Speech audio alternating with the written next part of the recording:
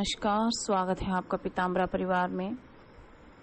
आज हम एक विषय पर बात करेंगे क्योंकि जैसे जो साउथ इंडियन है या जो लोग आउट ऑफ इंडिया फॉरेन में रहते हैं या जो कुछ लोग नॉर्थ ईस्ट से हैं, उन्हें हिंदी या संस्कृत उतने अच्छे से नहीं आता है। जैसे गोवा से हैं, कर्नाटका से हैं, केरला से हैं, अरुणाचल से हैं, मणिपुर से हैं, असम से हैं।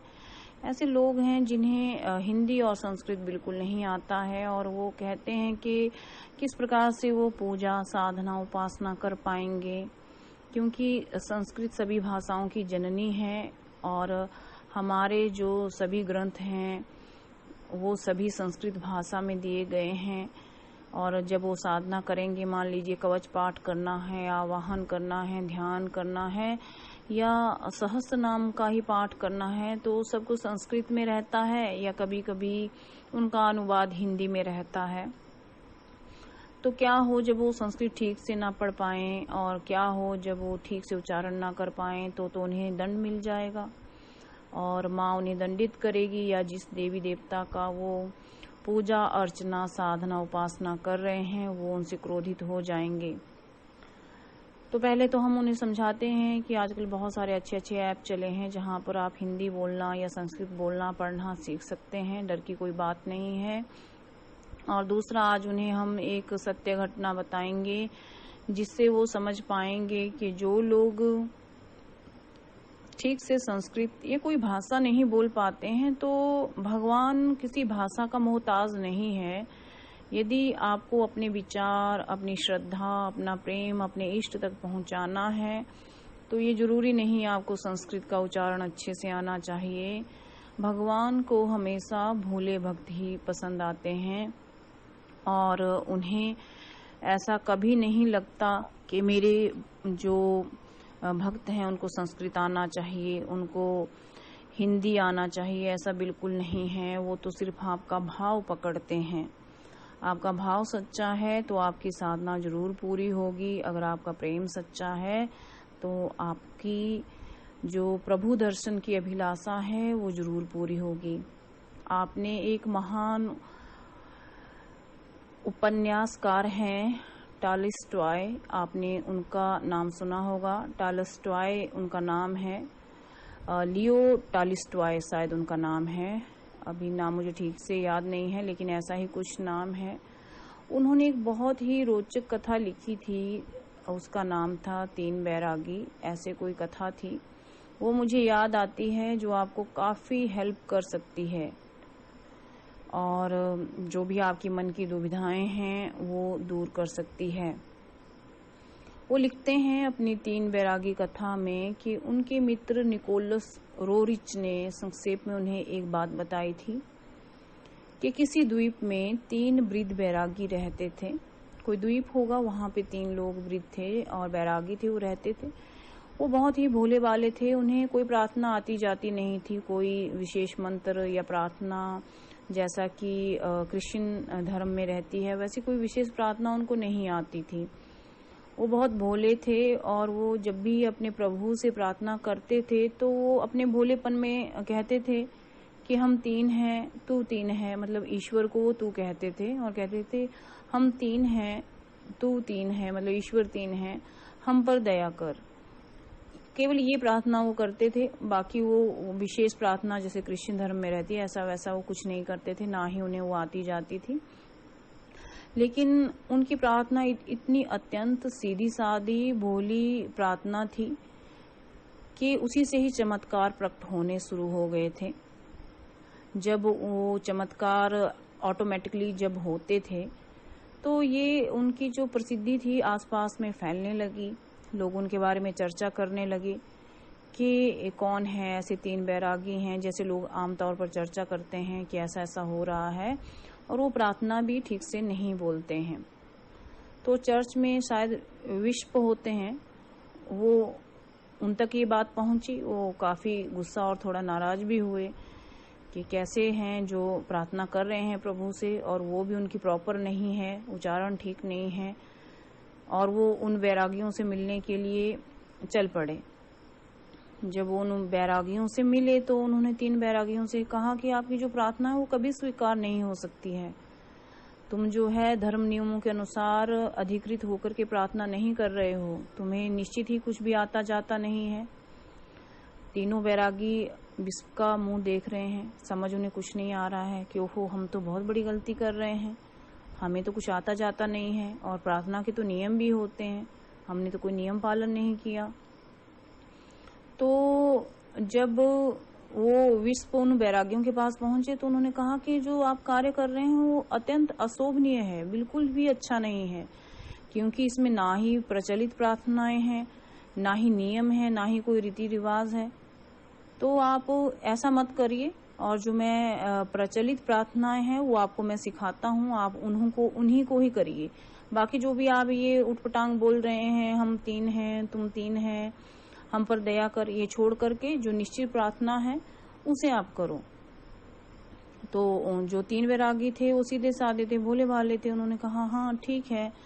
तो उन्होंने वो उनसे सीखी। उसके बाद जो विश्व थे वो एक नाव पर सवार होकर चल पड़े।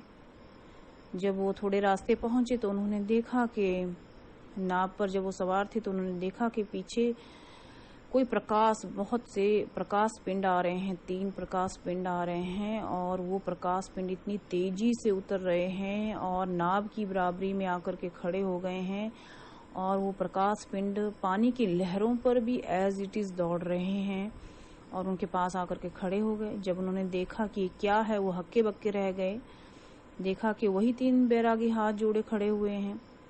मतलब वो 3 बैरागी प्रकाश पिंड के रूप में वो पूरी यात्रा करके जल पर ही खड़े हुए हैं और जल पर कोई सहारा उन्होंने नहीं लिया हुआ है, मतलब वो पानी पर चल रहे हैं और पानी पर ही खड़े हैं। तो 3 बैरागी बड़ी विनम्रता से बोलते हैं कि हमसे बड़ी भूल हुई है, हमें आप क्षमा कर दो, क्योंकि हम वो प्रार्थनाएं भूल गए जो आपने हमें सिखाया, हमें वो सब कुछ भूल गया जो आपने हमें बताया, आपने हमें जो प्रार्थनाएं सिखाई थी वो सब हम भूल गए हैं। इसलिए आपसे ये अनुरोध है और हम आपके पीछे दौड़े दौड़े आए हैं इसलिए कि ताकि आप हमें वो प्रार्थना फिर से सिखा दें। तो विश्व ने देखा कि जो लोग इतने बड़े बैरागी हैं, जो पानी पर चल पा रहे हैं, दौड़ पा रहे हैं, एक ऊर्जा पिंड के रूप में सामने आ रहे हैं, उन्हें मैं क्या प्रार्थना सिखाऊंगा। और विश्व ने उनसे खुद ही क्षमा मांगी और कहा कि आप भूल जाइए कि मैंने आपको जो सिखाया। मैं आपसे विनम्रता पूर्वक अनुरोध करता हूँ कि जो आप प्रार्थना, पुरानी प्रार्थना जो आप कर रहे थे वही आप जारी रखिए और मैं क्षमा मांगता हूँ कि मैंने आपको जो भी कहा है। ये थी छोटी सी एक कहानी जो आपका सोचने का ढंग बदल देगी, चमत्कारों के विषय में, आपके नियमों के विषय में आपका सोच बदल देगी। ये बेशक किसी दूसरे धर्म की कहानी है, लेकिन इससे हमें ये सीख जरूर मिलती है कि जो हमारा मन का भाव है, जो मन की भक्ति है, मन की शक्ति है और जो हमारे प्रेम की शक्ति है, वही सब कुछ है। आपको कोई विशेष नियमों का पालन करने की आवश्यकता नहीं है, कोई विशेष फल, फूल, मेवा या कुछ इस तरह का चढ़ाने की आवश्यकता नहीं है। क्या हुआ जो आपको संस्कृत नहीं आती अच्छे से, क्या हुआ आपको हिंदी नहीं आती अच्छे से। बहुत सारे लोग हमारे पास ऐसे आते हैं, हम कहते हैं आप पढ़ो, आप करो, गलत करोगे, 1 बार करोगे, 2 बार करोगे, 3 बार करोगे या बार बार करोगे, लेकिन एक टाइम ऐसा आएगा जब आप अच्छे से करोगे। और दूसरे, आपका जो भाव है वो सबसे ज्यादा इम्पोर्टेंट है, बाकी सारी चीजें व्यर्थ की हैं। प्रभु प्रेम चाहते हैं, प्रभु ये नहीं चाहते कि आप श्लोक पढ़ो, आप स्तोत्र का पाठ करो और अच्छे से करो और बहुत ही नियमों के साथ करो, ऐसा नहीं है। क्या हो अगर आप नियम भी पालन करें, अच्छे से संस्कृत भी पढ़ जाते हैं, लेकिन फिर भी आपका प्रभु मिलन नहीं हो पाता, क्योंकि उसमें आपका आत्मिक भाव मौजूद ही नहीं है, आपका प्रेम मौजूद ही नहीं है उसमें। ये जरूरी नहीं कि आप जो कर रहे हो उसमें आप सब कुछ नियमों का पालन करते रहें। संस्कृत में आप पंडित हों तो हर पंडित एक अच्छा साधना क्षेत्र में प्रवीण होता, एक अच्छा साधक होता, लेकिन पंडित गिरी अलग है या पंडिताई अलग है, और जो आपका शक्ति बोध कराने का जो हमारा जो उद्देश्य है वो चीज़ अलग है। हर साधारण मनुष्य में मौजूद है, एक एक भगवान का कण आप लोगों में मौजूद है। आप स्वयं भगवान का छोटा सा कण है। आप भगवान से ही उत्पन्न हुए देव पुत्र या देव पुत्री हैं। बस आप इस माया में उलझ चुके हैं। आपने अपने देव तत्व को जगाना है और जगा करके आगे जाना है। आपको ज्यादा कर्म कांड करने की आवश्यकता नहीं है। आपको सिर्फ प्रेम करना है अपने इष्ट से, चाहे वो माँ बगलामुखी हो, माँ दुर्गा हो, भोले शंकर हो, विष्णु भगवान हो, सरस्वती माँ हो, नील सरस्वती हो, माँ तारा हो, या कोई भी देवी देवता हो। आपको उनके प्रति प्रेम करना है। देखिए, जो भोले शंकर हैं मात्र एक बेल पत्र से प्रसन्न हो जाते हैं, एक जल धारा से प्रसन्न हो जाते हैं। वो कभी नहीं कहते मेरे लिए फल फूल मेवा या मेरे लिए आप तरह तरह की या भांति भांति की मिठाइयाँ लाइए। नहीं, वो कहते हैं बस मात्र प्रेम। प्रेम ऐसी शक्ति है जो भगवान को स्वर्ग से उतार के आपके पास या आपके समक्ष ले आए। देवलोक में देवता चाहे कितने भी व्यस्त रहें, लेकिन आपकी एक करुणामयी पुकार पे वो चले आते हैं।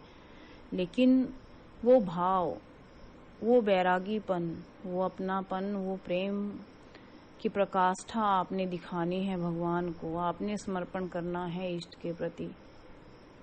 शायद कोई उच्चारण में मेरे से भी कमी रह जाती होगी या रह गई होगी, तो जरूरी नहीं है कि हर पंडित विद्वान हो, और जरूरी नहीं है कि हर विद्वान पंडित हो। जरूरी नहीं है हर पंडित उच्च कोटि का साधक हो, और ये जरूरी नहीं है कि हर उच्च कोटि का साधक पंडित हो। आपको सिर्फ समर्पण और प्रेम अपने इष्ट के प्रति रखना है। नमस्कार।